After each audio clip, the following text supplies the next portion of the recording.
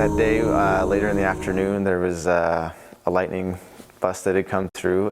Eventually, in the evening, just before sundown, we got called to go to Alabaugh, and one of our other intermittents from the city, he had talked to someone who was down there already, and said that they were burning a lot of structures down. That the fire was burning pretty heavily and rapidly. So just a heads up. We staged on 71 until we could get an assignment, and we were told to go in on Flyway Road, and we were going to attack the fire. It ended up changing pretty quickly to going to structure protection because the fire was moving pretty rapidly through the grass and timber.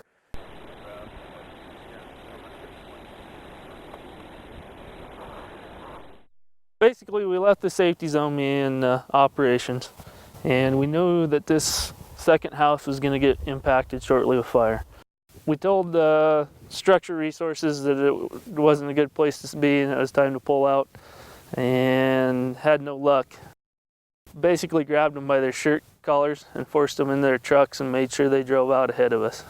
And we told them to go out to Highway 71 and stage. At this point, as me and Jay are driving out of this second house, I made the comment to him that we were going to get somebody seriously burnt or killed tonight. Just with the other agencies seemed like they had more invested into these structures than what we were willing to risk. And by them not wanting to leave when the division of ops is telling them to pull out, it started to raise some hairs on your neck. And so we bumped back down Flyway Road and went into the first structure that we came to. Originally, we were just going to prep the house, leave, and go to the next one. And quickly that had changed because we could see the fire progression was kind of heading that direction, and we knew it was moving quickly through the grass. So we decided that the engine captains had talked, and they decided that we were going to just burn out this field that was around the house and stay there, let the fire pass, and then kind of follow it out. And so my engine captain and I, Wyatt, started burning down the driveway. We jumped sides and burned back around to put some fire on the ground and give us a nice big safety zone. And we also burned around the back side of the house, and as we were finishing up, I asked before I put my torch out, is there anything else you want me to light? And they said, yeah, there was a little camper over on the side of the house. Why don't you go around that just to make sure nothing's gonna burn it up. Went over there and it was pretty well in mowed grass, so there was nothing to burn. We pulled into the third house here, and as the smoke cleared, we could see our Forest Service resources, 2 engines had set up there. From here, my initial impression was there was a lot of heat in and around the structure, even with their fire on the ground. It stayed on the ground, but you could tell that there was a lot of heat built up, and I didn't even know if the house would make it. As I approached, we got closer to the house. I guess my opinion started to change. To me, it looked like they'd done a really good job keeping the fire to the ground. It was now moving away from the structure. And then you get into the whole deal that these 2 engines I had worked closely with over the years, and I had a higher comfort level than I did the house before, the house 2. Operations and me talked, and we pretty much instantly knew that we needed to at least try to fire the remaining patch of this timber island out. And basically that's where I picked Josh Lane up. He came out around the 5th wheel camper that was sitting there. I wanted to scoot around the house just to see what it looked like from my own view. And at that point I left the vehicle with, hard hat, no mix, no handheld radio or pack or gloves. And I was just basically looking for an initial assessment around the house to see where the problem area was.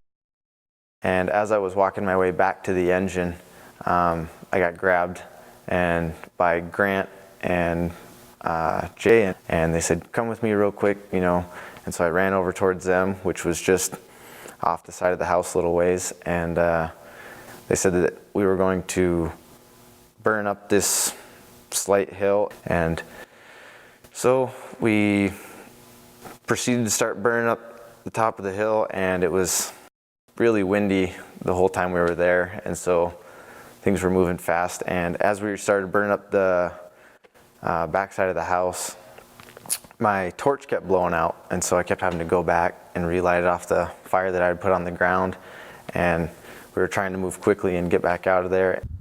Everything's sucking in, pulling into the fire around the house well. That was the first time I turned back. I was ahead of Josh. As we progress, his torch starts staying lit, and I would say somewhere in this vicinity, I turn around again, and I'm noticing more of a flanking out pattern from his firing. It's sucking in still, but it's wanting to flank away from it. As we continue up the ridge, I'm seeing a massive glow coming out of the canyon. It's very evident at this point in time. And as I'm starting to get over here, I can see fire on the back side of the ridge. The fire around the house is really hot at this point, so I know there's no option to cut to the left. And once I get up into this opening up here, I get to see that the fire is actually quite a ways down the canyon, and it's all wanting to come up out of the canyon at this point. As I look out into the meadow, I got a continuous line of fire out in the meadow. Most of it, I'd say, is 4 to 6 foot flame lengths. There's a finger that has like 2 foot flame lengths that isn't with the rest of the front. And that's when I turned and I grabbed Josh and I said, we got to make a run for it now. Get rid of your torch, we're running for it. I pulled his radio out of his chest harness and I called operations, told him we've been cut off, we got to make a run for it. That was the only transmission I made. And at that point in time, I thought our best chance was going for the finger with 2 foot flame lengths through the grass. And we start running, and as we come out, you know, we're at a good jog, and the wind's starting to pick up a bit. I'm moving at a good pace, but not a dead sprint. And I keep trying to look for a hole where we could try to sneak through somewhere in here, and it wasn't evident where there was a spot. We're still headed for this finger that's right out here that has 2 foot flame lengths on it.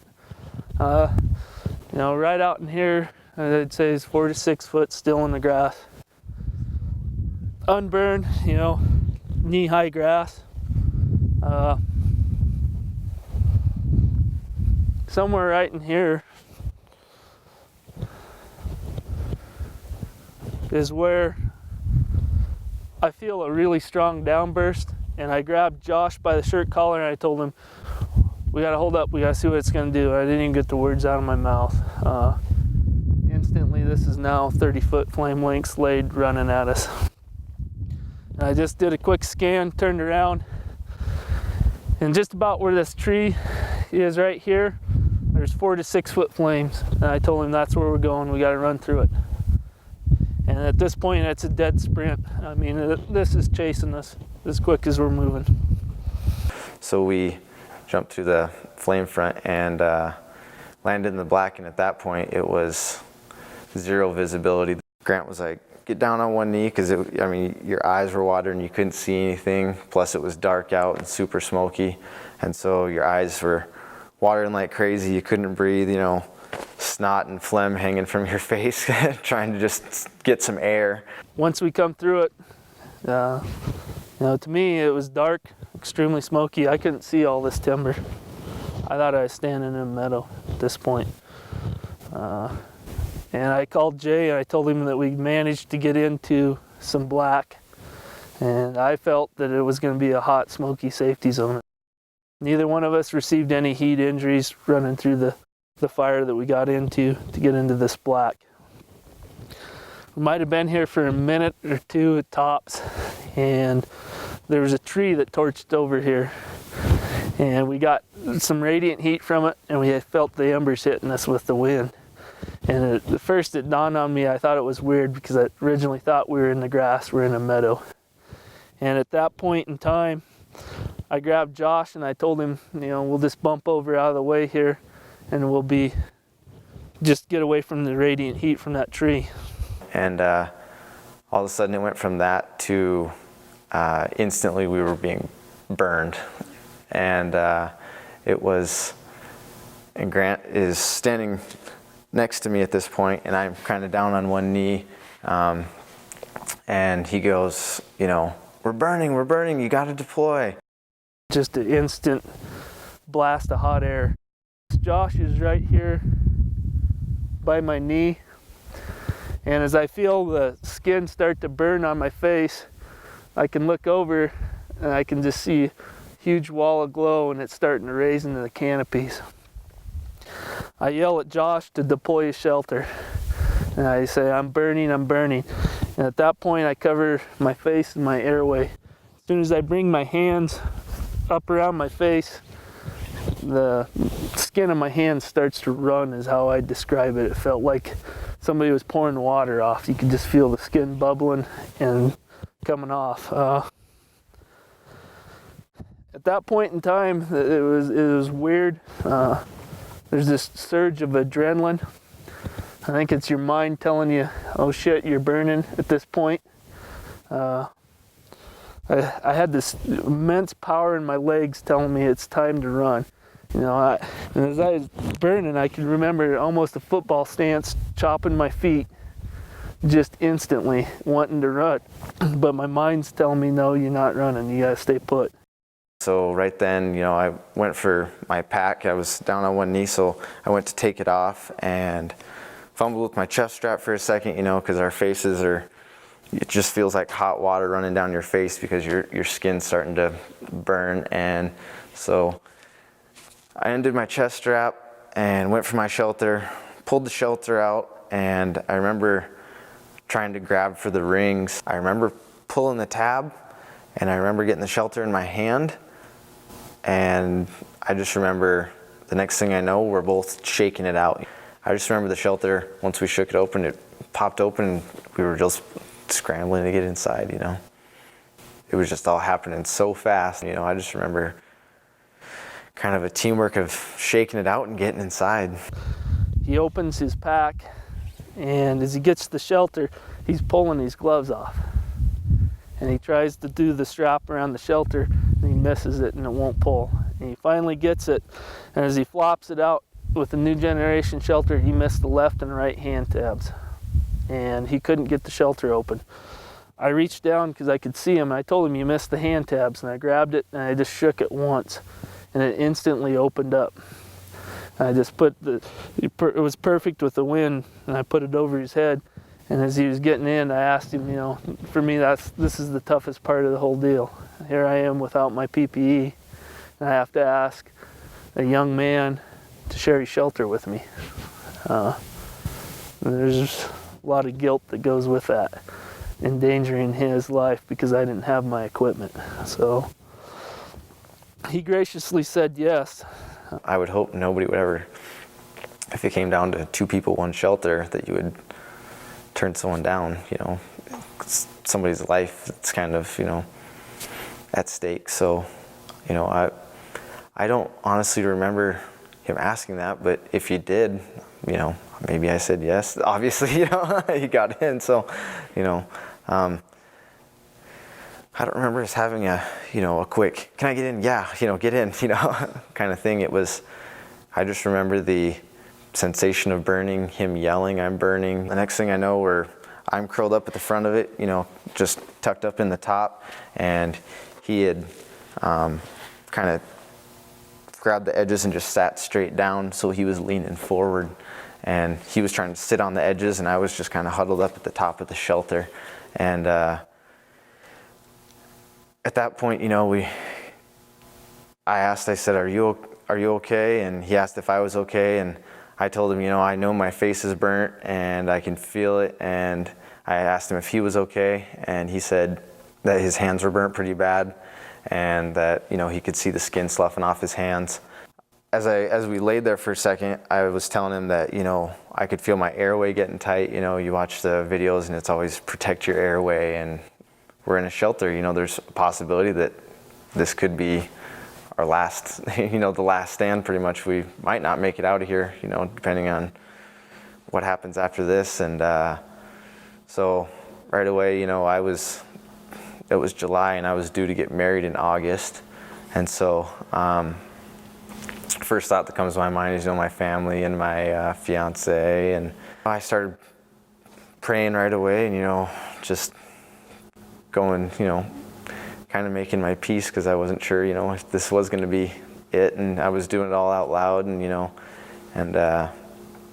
started praying out loud with Grant for a little bit. And then we checked on each other again, asked him how he's doing. And Grant decided we'd set the radio right outside the shelter. And so he kind of lifted up the shelter and checked around to see if it was okay, what the temperature was like out there, and got out. I told him to stay in the shelter. I crawled out. The radio that I had, I dropped right near the shelter because I couldn't hold on to it when I was being burnt.